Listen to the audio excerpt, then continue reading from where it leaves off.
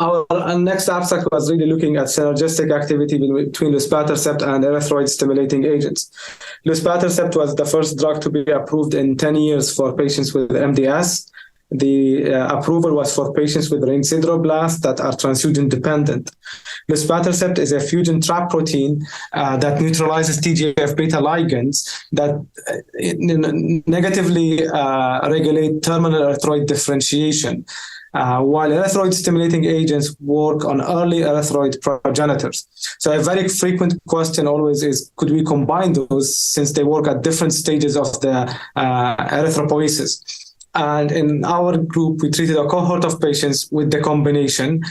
So those patients, most of them had a prior ESA exposure, with some of them responding to the prior ESA, and then they went to get luspatercept, and then we did the combination.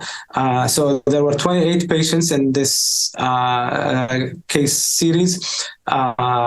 Again, 3 of them got the combination of luspatercept and ESA as upfront treatment.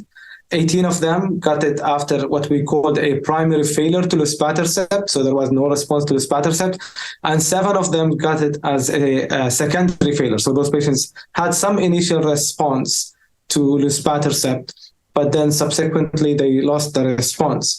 The ESA choice was based on physician choice, either erythropoietin, in most of the cases 16, and 12 had darbepoetin. Again, most of those patients, 96% of them, had the dose of luspatercept escalated to the highest dose. And those 28 patients, half of them had MDS ring sideroblast type. Almost 86% of them had SF3B1 mutation. And as I mentioned, almost 90% of them had prior ESA, where around 21% had responded to the prior ESA. In addition, half of those patients had prior either hypomethylating agent or lenalidomide treatment. To our surprise, we saw that there is almost 36% response to the combination therapy after failure of monotherapy of each. We did see what had been reported with luspatercept, that some of those responses were dependent on the transfusion burden baseline. So those patients that had no transfusion or low transfusion burden tended to respond a little bit higher. We also noted that the patients that had what we call the secondary failure to luspatercept or the upfront combination had higher responses compared to those that did not respond to luspatercept at all.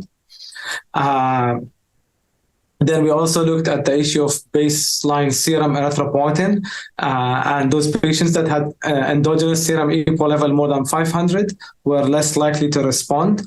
The prior treatment with HMA and LEN was associated with a trend of lower response. Part of that could be explained by the magnitude of transfusion burden in patients that are HMA or LEN treated.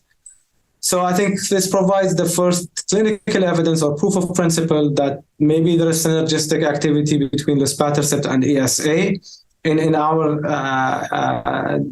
experience, predictors of response included a prior response to luspatercept monotherapy or doing this combination from the beginning, an endogenous serum EPO level less than 500, SF3B1 mutation. We did not see responses in the non-SF3B1 to the combination, and if patients were hypomethylating agents and lenalidomide treatment naive.